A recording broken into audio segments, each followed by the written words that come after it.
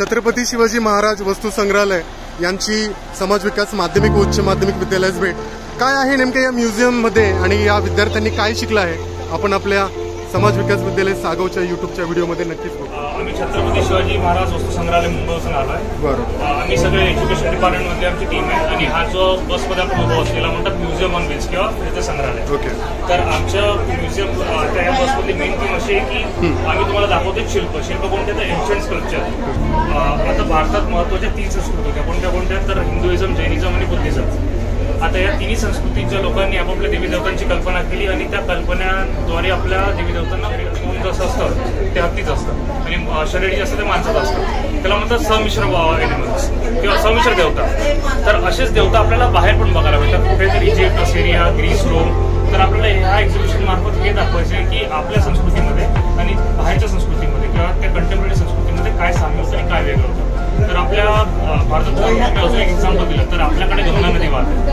गंगा नदी भारतातली सगळ्यात महत्वाची नदी, बरोबर। तर अशीच एक नदी इजिप्तमध्ये पण वाहते, त्याचं नाव आहे नाईल नदी। तर आपल्या गंगा नदीची जशी आपण पूजा करतो तिला देवी मानतो तसंच त्या इजिप्तमध्ये पण नाईल नदीला देवी मानले जातात। आपल्याकडे मांजरीला प्लेट म्हणून वापरतो आपण, म्हणजे पाळीव प्राणी असतात आपल्याकडे। तर पण मांजर ही इजिप्तमध्ये देवता आहे। तुम्हाला तिकडे मांजरीची मूर्ती जी दिसेल त्याचं नाव आहे बॅस्केट। ती आहे संरक्षणाची देवता आहे। सर जरा दाखवाल तुम्ही? ही जी मूर्ती आहे तिचं नाव आहे बॅस्केट। आता ही आहे इजिप्तमध्ये संरक्षणाची देवता। आता मला कोणापासून संरक्षण पाहिजे असेल तर मी या देवीचं पूजन करेन। आता ह्याच देवीचं एक मानवी स्वरूप तुम्हाला इकडे बघायला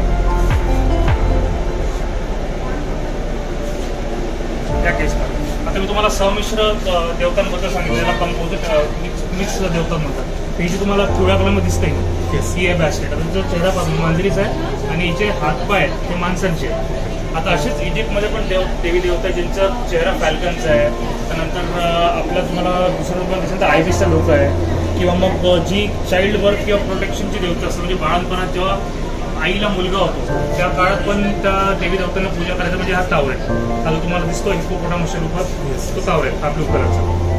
पूजा काळे आहे आणि मी छत्रपती शिवाजी महाराज वस्तू संग्रहालय ज्याचे एज्युकेशन डिपार्टमेंट आहे त्याची सदस्य आहे। तर मुळात छत्रपती शिवाजी महाराज वस्तू संग्रहालय हे मुंबईमध्ये आहे आणि मुंबईपर्यंत सगळे स्टुडंट्स किंवा सगळेच जण पोहोचू नाही शकत, म्हणून हा एक छोटा प्रोजेक्ट चालू केला आहे ज्याचं नाव आहे म्युझियम ऑन व्हील्स किंवा फिरते वस्तू संग्रहालय। याचा उद्देश हाच आहे की पोरं जे म्युझियमपर्यंत पोहोचत नाही तर म्युझियम त्यांच्यापर्यंत पोहोचू शकते।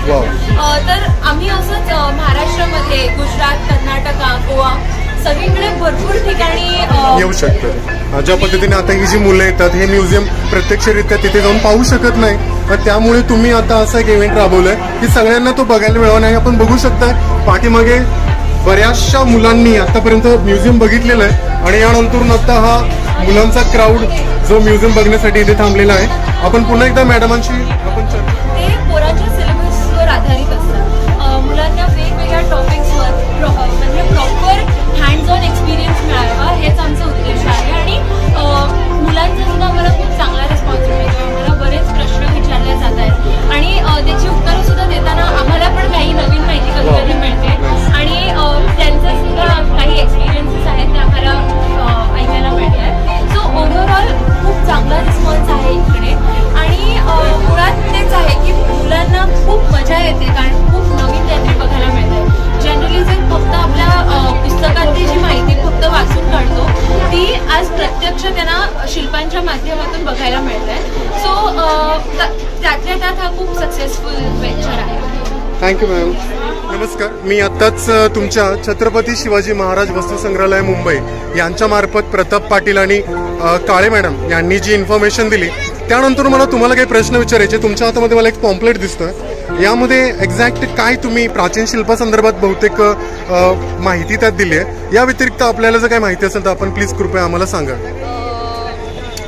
आम्ही प्रत्येक मुलांना 5वीच्या वर्गाच्या मुलांना प्रत्येक मुलाला आम्ही हे असं हँडआउट देतो मराठीमधलं किंवा इंग्लिशमध्ये असेल तर तसं, आणि ह्याच्यामध्ये पूर्ण प्रदर्शनाची अजून सविस्तर माहिती असते। आता कसं होतं जेव्हा मुलं बसमध्ये येतात तेव्हा त्यांना नेहमीच भरपूर वेळ मिळत नाही सगळं बघायला सगळं वाचायला, म्हणून हे हँडआउट जेव्हा घरी घेऊन जातात त्याच्याबद्दल अजून वाचतात। तर फक्त बसमध्ये नाही तर घरी गेल्यावर पण त्यांना परत अजून माहिती किंवा त्यांच्या फॅमिलीतल्या मेंबर्सला सुद्धा ते दाखवू शकतात.